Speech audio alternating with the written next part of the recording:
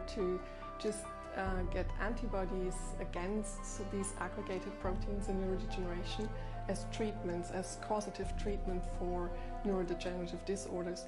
And after a long time and period of negative trials, there has been now a positive one in Alzheimer's disease, in very early patients with Alzheimer's disease. And this is really exciting because I think this will also move the Parkinson's disease forward. And this, of course, is exciting when you can help trials going forward with that.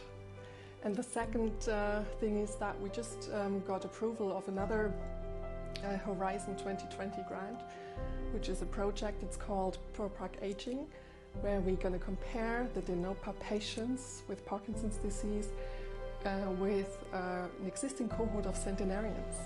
So we shift towards the comparison of healthy aging and find biomarkers for healthy aging to support healthy aging. And this is also very exciting, I think.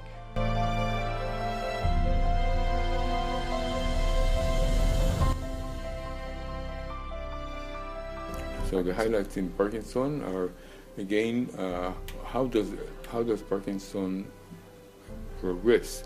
Now we have a new theory of the prion mechanism of Parkinson's disease, and it's an important question of whether this is correct or not. If it is correct, whether having antibodies against alpha-synuclein is going to prevent or slow down at least the progression of the disease is another debate that we're going to have. The question of what do you do to the cognitive dysfunction and to the mental changes that occur in Parkinson's disease. In some cases this is very early, we call it MCI, mild cognitive impairment in Parkinson's disease. Is this a valuable concept or not? Does it help?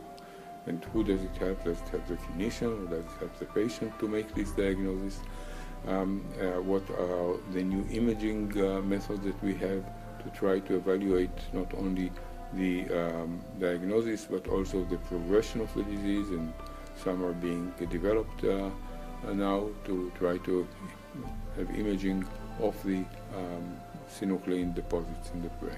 The goal of my work is to be able to study Parkinson's disease patients on and off medication, and the idea behind that is to be able to see if there is a biomarker for this disease and to see how the medications are impacting the brain.